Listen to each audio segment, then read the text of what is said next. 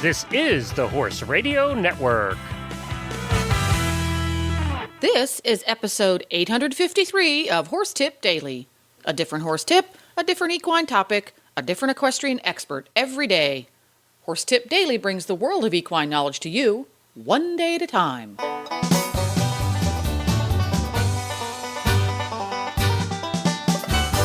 Greetings, horse people. Coach Jen here, and thanks for tuning in to Horse Tip Daily. Today's tip is an excerpt from thehorse.com's weekly horse health report on the Horses in the Morning show. TheHorse.com digital editor Michelle Anderson and Dr. Jones from Florida Equine Veterinary Services take on the frustrating and often ooky-gooky topic of hoof abscesses, or, if you're Jamie, hoof abscesses. And we'll get right to our tip after this informative nutritional minute from Kentucky Performance Products. This Nutrition Minute is brought to you by Kentucky Performance Products, the company that simplifies your search for research-proven nutritional supplements at kppusa.com.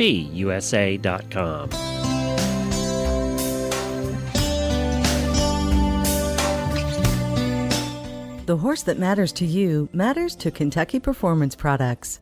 Electrolytes. Who needs them? Your horse, that's who. Electrolytes perform critical functions within your horse's body. They help regulate nerve and muscle functions by carrying electrical impulses between cells. In addition, electrolytes assist the body in maintaining a healthy fluid balance by controlling your horse's desire to drink. When your horse loses significant amounts of electrolytes and fluids, problems such as dehydration, muscle cramping, fatigue, tying up, and colic may occur. Even in mild forms, these conditions can have a negative impact on your horse's ability to perform and recover after exercise. Top riders and veterinarians turn to Summer Games Electrolyte to keep their horse healthy in hot weather, and you can too. Summer Games replenishes the electrolytes and trace minerals lost when your horse sweats, and it stimulates the thirst response so your horse continues to drink and stay properly hydrated. So when the going gets hot, trust Summer Games Electrolyte from Kentucky Performance Products to protect your horse. This Nutritional Minute has been brought to you by Kentucky Performance Products. You can find all of their terrific products at kppusa.com.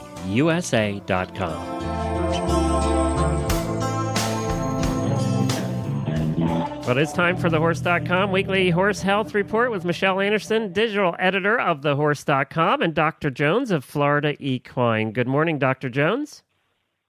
Good morning, everyone. Hi, Dr. Jones. Here we're talking about checking emails while we're on vacation, and I think I'm guilty of that one too. Yeah, it's so hard. It's always there, but yeah. So I was just saying before you joined us that on the first day of my vacation, I went outside to feed. It was lazy. It's Saturday. I go wandering out there without my glasses on, which is bad because I really can't see without my contacts or my glasses. And my horse, who has 3 bad legs, is holding up his one good leg. Yeah. And you know, it's that look where they look like they've completely broken their leg and not wanting to put his foot down.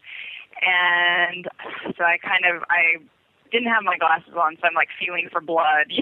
What's going on here? Went in, got my glasses, came back out to look at the horse, and he had a hoof abscess, which is not what you want to deal with when you're on vacation or need to travel. So let's talk a little bit about hoof abscesses, Dr. Jones. My pleasure. But you did mention something that looked like he broke his leg. Mm-hmm. And a hoof abscess for a new horse owner is an emergency. A hoof abscess for a seasoned horse owner is we'll call on Monday and have them come out and check. Just FYI, because they do look like broken legs. People think they've broken their leg and don't realize you need to have some major swelling or scars or things like that to see the fractures. But yeah. It's one of those that if they've got a neighbor that's a little seasoned at it, they can do some soaking until the vet gets out more at a regular time and save a little money. But go ahead, tell us what you did with yours. Yeah, well, mine, I tried to get a hold of my farrier who was out of town, got a got a hold of a neighbor who's a farrier who came and pulled the shoe off, put the hoof testers on him, sent a text to my vet. It was a weekend, didn't want to pay an emergency thing, had a pretty good feeling that it was an abscess. The farrier found a kind of a squishy, ouchy spot on the hoof. So I bolstered it up and wrapped it and waited, did not leave for my vacation, waited to see what was going to happen with this, postponed our traveling a little bit. And by that night, he was trotting around. Well, not trotting, that's probably an exaggeration, but he was walking around just fine, no longer had a broken leg. And I pulled off the poultice, and sure enough, it had burst through the sole of his foot. So that is what happened. That's very common scenarios. And I'm still waiting for my farrier to come put the shoe back on. So, oh no, that's a bummer. Yeah. So can you start by telling us a little bit about what a hoof abscess is? Well, the old term they used to use for it is gravel, because they thought they got a piece of gravel between the sole and the hoof wall. There's that little bit of separation, and they thought they'd get this foreign stone in there, and it would create a nice little pus pocket. And they, I guess, thought it started with a piece of gravel. So really, it can start with a bruising of the foot. It can start with a nail wiggling and moving into a sensitive lamina area, because the nails go through the dirty bottom of the foot and up into dead lamina and then out the hoof wall. So if you do wiggle into sensitive lamina, which is, more living tissue, that dirt can create a nice little pocket. That's why pulling off a shoe is a great idea, because some of them will just drain right out the nail head. And that happens at any time. Best farrier, worst farrier, it happens at any time. There's nothing against farriers on that. It's just, a chance that you take. And then CD toe is a very common problem for these abscesses. If you get a long toe, you're going to get great separation between the bottom of the hoof and the sole of the hoof and the hoof wall. Gathers up a bunch of dirt and debris that can make a nice little abscess. And again, abscess is a walled-off pus pocket. And when it's walled off like that, popping it is your best bet, like you would do on any other part of your body. Pardon the expression, they'd be like popping a zit. Yeah, that's what they remind me of, big hoof zits. Yep. They're gross. So how do you go agree. about opening that up? Yeah, thanks, Glenn. They're gross. I'm with you on that Just one. for you, Glenn. Yes. But a lot of times we do exactly what you do. You take the shoe off, you feel around for a soft area with a hoof tester, sensitive area, pare out with a paring knife, and pop the abscess if you're lucky enough to get it close enough to the bottom. If not, soaking it, drawing it to a head, which is the idea of soaking in Epsom salts, or some use a drawing agent like Ipsomol and try to bring it to a head. Then you can go back out, pare it, pop it out pretty nicely. The ones that pour out of the nail heads are pretty nice, or you soak it one night and they pop out and drain. Those are other good ones. So, and those do look like broken legs. Those horses are pretty ouchy. Yeah. So, and I've seen these things blow out like the heel of the horse, or up on the cornet band. Should that worry people if it does that? Because it's kind of dramatic when it comes out. Those are dramatic, and they're dramatic, and they take a long time. A lot of times, they're not your typical overnight like yours was, or a couple days, and they blow out. Those take a week to 2 weeks sometimes, because they're making their way through the best exit strategy that they can find. So they're going between the finger-like projections of the lamina up the, per se, if you want to call it the white line, kind of going up next to it and popping out the coronary band. Again, another reason they used to call it gravel back in the day. They thought a piece of gravel was popping out. And it's just trying to find the easiest access to get out. So if the hoof sole is pretty hard and firm, then it's going to go out a different path that's going to be easier for it to bust the skin, and the coronary band's a little bit softer because it's your nail bed. It's a good vascular soft area to grow your hoof wall. Those, the hole grows out. The only thing I tell people is if you're soaking those horses, you make sure your water line is above the coronary band. And once it pops out the coronary band, I always say to soak them for a day or two after that, because it's going against gravity. It's got to come up and out. So you really want to try to draw out as much of that pus as you can before you decide that everything's good to go. Oh. So this is an infection. Does a horse need antibiotics for it?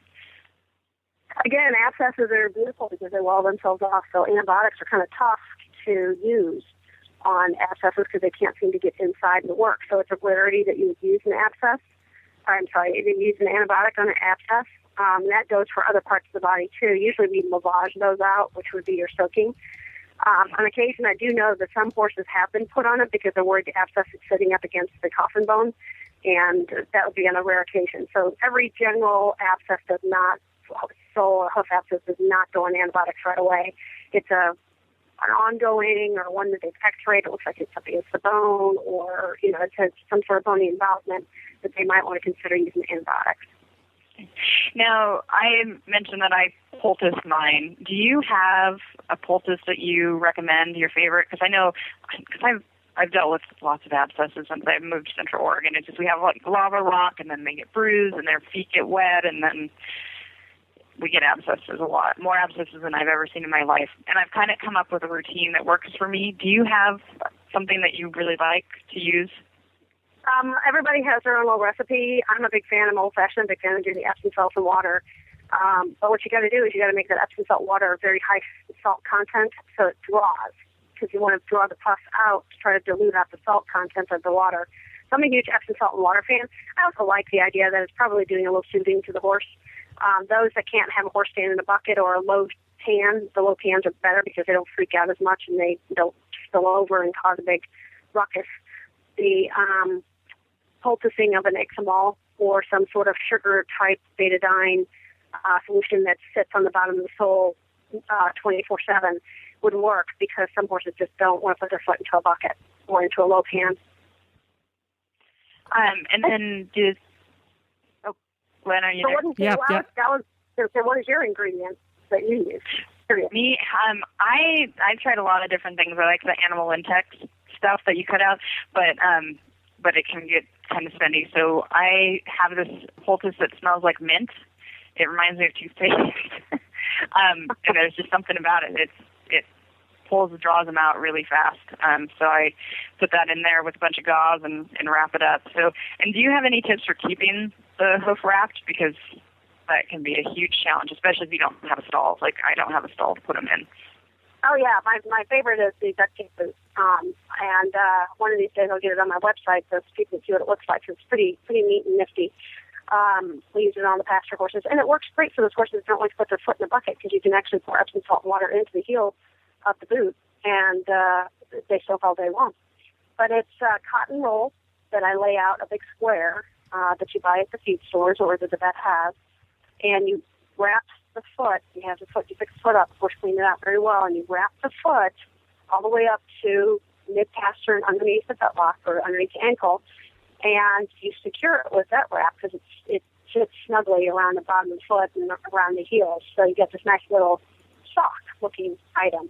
And then I add duct tape across the bottom and around the toe and secure it on, and then you just pour the water and the Epsom salt to the heel area, and it soaks all through that cotton and will soak the foot for 24 hours. And it'd be great to change it every day if you can, but it has last 2 days on some of my horses that aren't the easiest to work with, or the clients don't have the time to work with. That low boot has worked for about 2 days. Yeah, I'm little space boot. Yeah, these things take a lot of time. That's kind of the best of the worst lameness in my experience. Like so much better than going out there and actually having a fractured leg or sensory. Yeah, we always said, "Oh, it's only an abscess." Whew, you know. Yeah. Hey, it's an abscess. I do have a question for you, Dr. Jones. You're exactly. Before we get on, we only have a couple minutes left here. So why do draft horses tend to get more abscesses? We've owned Percherons in the past, and we always had abscess issues. And we had a girl on who was a listener of ours yesterday who was an 18-hand horse, and she has abscess problems too. Why is it that they end up? Is it just the weight or what? It could be the weight, but also their hoof walls are not really very well made, because people are breeding them more for their heights than they are for other features. And so I find them to have what we call shelly hoof walls, and I do a lot of draft work. I find actually the abscesses in draft to be just as common as those in the white horses here in Florida because of the wet ground, and their feet always tend to stay soft, and so they're not developing a good hard sole to keep them from bruising very easily or gathering up dirt and debris in the inner section of the sole hoof wall. But they have a shelly type hoof wall which cracks and falls away from have shoes on them. And when they crack and fall away, they end up walking on their sole than they do on the hoof wall. So they'll be bruising their sole up a lot easier. Got it. They're also harder to find with a hoof tester. They are much harder to find with a hoof tester. Yeah, that's the problem we always had too. Is we sort of had to, pack it and just hope, wait till something happened.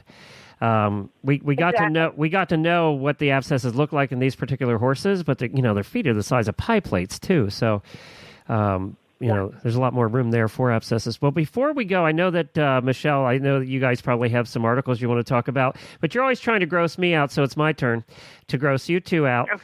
So this little boy by the name of Paul Franklin's 4 years old in California, and while he was on vacation, he falls down at the beach and he grazed his knee. Well, a couple days later, the knee starts to swell up and it gets bigger. It gets the size of a softball. So the mom brings the boy to the hospital, and the doctor says, I'll just give you some antibiotics. I'm not going to do anything with this. It'll just go away. So they go back. Well, 3 weeks later, mom's sick of this knee being swollen up and the doctor not doing anything about it. So she decides to take care of it and lance it herself. And when she does, a sea snail, a snail like you see at the ocean, pops out of the kid's knee. Yep, there's pictures of it. They have named it was still alive, and they have named the snail Turbo, and now they're keeping it in the fish tank. But yep, the sea snail was in the kid's knee, and that's why his knee was all swelled up. So, there you go. It sounds like she needed to poultice it. Yeah, she needed to get that minty poultice. It would have worked perfectly. Oh, just put some Crest toothpaste. Tell her to put some Crest toothpaste on it next time, and it'll work just. Oh. All right, Michelle. Oh my goodness. Oh well, thank you, Dr. Jones. Thank you for the entertainment, Glenn. I appreciated that today. You're welcome. You're welcome. And it's FloridaEquine.com, correct? Yes, and we're doing repairs to the website this week, so you will not see it up till next week with some new photos and some other things. So I apologize for the work in progress. And I'm sure there's dozens of articles over at thehorse.com on abscesses.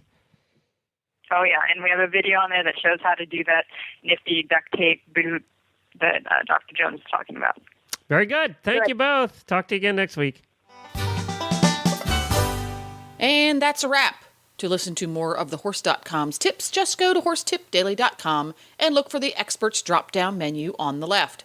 If you love listening to the Horses in the Morning gang putting in their 2 cents on horse health topics, along with fascinating interviews from around the equestrian world, tune in at horsesinthemorning.com every weekday.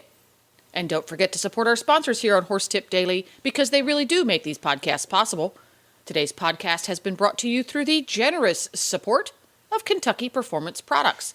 You can find Kentucky Performance Products at your local tack and feed suppliers, or go online and visit them at kppusa.com.